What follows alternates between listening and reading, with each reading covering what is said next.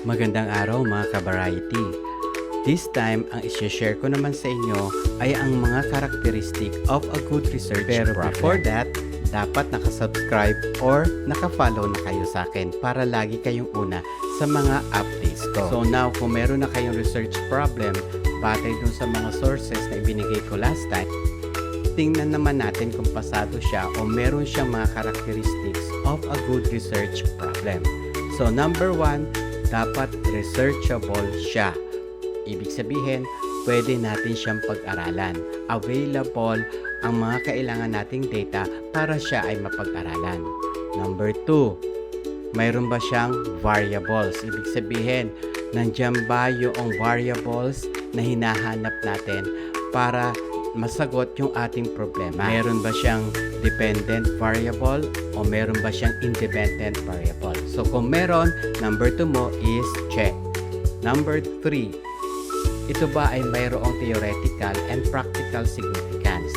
So pag sinabing practical significance, in reality, pwede ba natin itong magamit? O pwede o nagagamit ba natin ito? Theoretical, meron bang related literature na pwede magsuporta dito sa ating research problem? So kung meron ka o meron kang nakita, number 3 mo is check. Number 4, contribute to the development of the theory as basis for further research. Sa tingin mo ba, kapag natapos na iyang research mo niyan, makakatulong ba to, mapapakinabangan ba to ng iba pang mga researcher?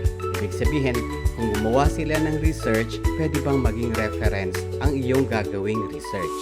Kung oo, number 4 mo is check. Number 5, brief and concise.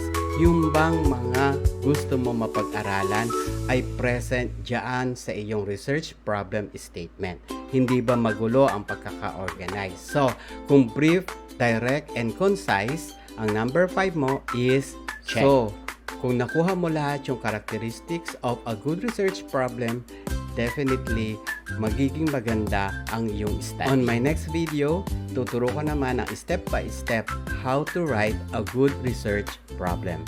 For now, thank you and God bless.